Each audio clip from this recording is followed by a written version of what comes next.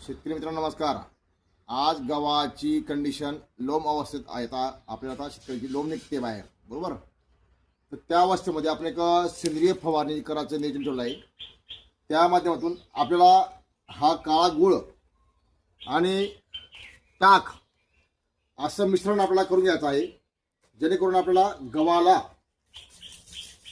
Calcium आणि लोह हा सेंद्रिय पद्धतीने मिळाला पाहिजे।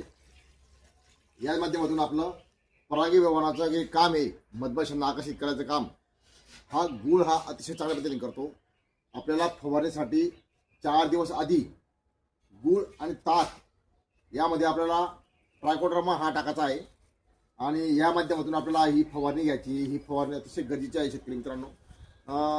गव्हाला लोम निघाल्यानंतर जे फ्लॉवरिंग असते त्यावर मधमाशीच्या माध्यमातून परागी व्यवहार होऊन सशक्त दाणा हा तयार झाला पाहिजे आणि चांगल्या पद्धतीने गहू आपल्या गव्हाला सेंद्रिय पद्धतीने आपल्याला लोह मिळतं, कॅल्शियम मिळतं, बुरशीनाशकाचं कामही चांगल्या पद्धतीने हे ताक करतं।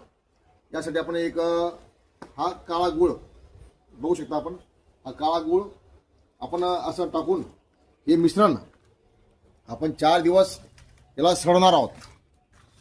4 दिवसानंतर आपण हे सळू। अशा पद्धतीने आपल्याला गव्हाला एक सेंद्रिय फवारणी करायची आहे। या माध्यमातून आपल्या दाण्यांची जी क्वालिटी चांगल्या पद्धतीने येते। धन्यवाद शेतकरी मित्रांनो।